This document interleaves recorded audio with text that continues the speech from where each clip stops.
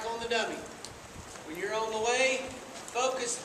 The thing is, when you leave the box heading, what causes people to get straight behind the steer is you're headed to where the steer is, right? And you're chasing the steer. So as you head towards the steer, you're going to where he is, except he ain't there no more. So now he's down the pin and you're straight in behind him. You know what I'm saying? You got to go parallel to the steer. You got to go the same direction as the steer, but stay to the left of him. You're going in a line beside the steer. So because we're focused on the steer's head, that's generally you tend to go wherever you're looking.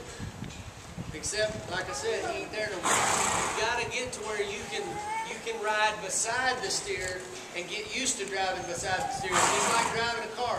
You stay in your lane without even thinking about it. You're eating a hamburger on the cell phone and you're just in your lane driving along. That's where driving your horse comes in. You got to get to where your steering wheel on your horse gets to be just like on the car. You don't think about where you're going. You're just guiding your horse where you want to go. Okay? Now, one thing that, before we even get started, one thing that everybody needs to understand, there's two different steering wheels on your horse.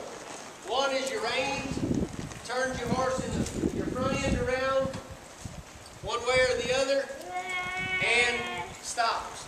Okay? The other one is your feet. That makes your rear end of your horse scoot around. The other way makes the rear end scoot around. If I want to move my horse, and let's just say I'm going down the pin, and I get up here and I want to scoot my horse over this way. How am I going to scoot my horse over? If I'm moving this way with my reins, now I'm not going the same direction as the steer.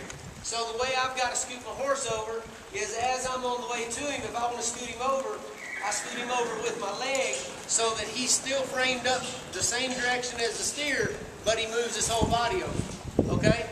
If your horse is not broke to do that, then it's going to be a process. You've got to teach your horse how to do it. You cannot have good position on a steer, and you cannot have your horse framed up the same direction as a steer without being able to have your horse broke.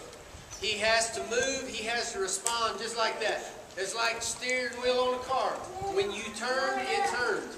If there's a half-second delay in your turning, then you're running over the curve every time you turn the corner. Okay? There can't be a delay. When you touch, he has to move. How do you make that happen? By going slow at first. If he doesn't know how to do it, I can't go out there and lope circles and try to teach my horse how to move off my foot. It don't work. You got to start out by going slow, picking him up, moving him over. At first, it's going to be a little bit of a fight because when you squeeze with your foot, most horses, if they don't know how to side pass, that means go. If you squeeze, go. They have to learn that when I pick up on my reins and I squeeze, okay, now that means scoot over. That doesn't mean go. If I've got my hand down and